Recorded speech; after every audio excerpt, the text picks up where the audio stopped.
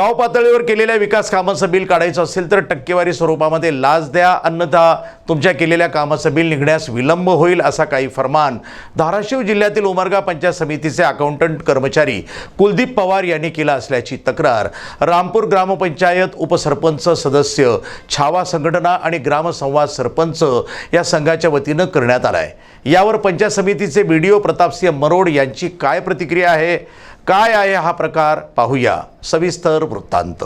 ग्रामपंचायत कार्यालय रामपूर, छावा क्रांतीवीर सेना आणि ग्रामसंवाद सरपंच संघ महाराष्ट्र राज्य आदींतर्फे दिनांक 17 मे रोजी उमरगा पंचायत समितीचे बीडीओ यांना देण्यात आलेल्या निवेदनात म्हटले आहे की आपल्या पंचायत समिती कार्यालयाच्या जनसुविधेतून मौजे रामपूर तालुका उमरगा येथील स्मशानभूमीचे बिल मागणी करत असताना वित्त आयोगातील कुलदीप पवार यांनी संबंधित कामाचे बिल काढण्यासाठी रक्कम रुपये 10,000 लाचेची मागणी करत आहेत। लाचेची रक्कम दिल्यानंतरच बिलाची रक्कम लवकरात लवकर काढण्यात येईल, अन्यथा बिल काढण्यास विलंब होईल असे स्पष्ट सांगितले आहे। लाच मागणाऱ्या या कर्मचाऱ्यावर कारवाई करण्याची मागणी या निवेदनात करण्यात आली असून या निवेदनाची प्रत जिल्हाधिकारी सचिन ओंबासे, जिल्हा परिषद मुख्य कार्यकारी अधिकारी आणि माजी मंत्री तथा आमदार बच्चू कडू यांना पाठविण्यात आले आहे। या निवेदनावर उपसरपंच संतोष भोसले, सदस्य अनंत भोसले, छावा संघटनेचे विष्णू भोसले, सुमित घोटाळे, अर्जुन मुर्टे, शैलेश लोखंडे आणि इतर मान्यवरांच्या स्वाक्षऱ्या आहेत। रामपूरचे उपसरपंच मेंबर माझ्याकडे आले होते। त्यांनी 1.5 महिन्यापासून त्यांची स्वतःची जागा दानपत्रात दिलेली आहे स्मशानभूमीसाठी।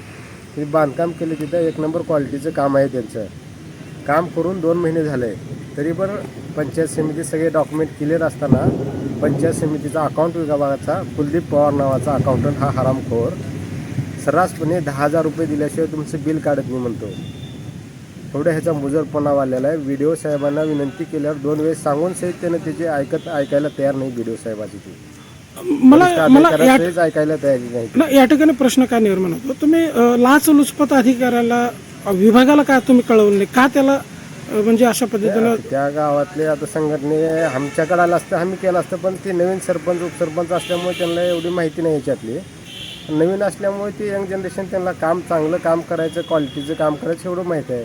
कुठाने केल्यावर पुन्हा ही अडचण येते त्या अधिकारी वर्गात, म्हणून त्यांनी या भानगडीत पडत नव्हते। जागी बाहेर बसल्यावर आम्हाला ऐकण्यात येते सरपंचाचं, मेंबराचं, काय गुत्तेदाराचं की पंचायत समिती गेले की टक्केवारीशिवाय बिलं निघत नाही। तर काम थर्ड क्लास करा, कसलं करा, क्वालिटीचं करा, टक्केवारी दिलं तर तुमचं बिल निघणार, आणि त्या बिल निघणार नाही। तुम्ही किती क्वालिटीचं करा, काम वाढीव करा।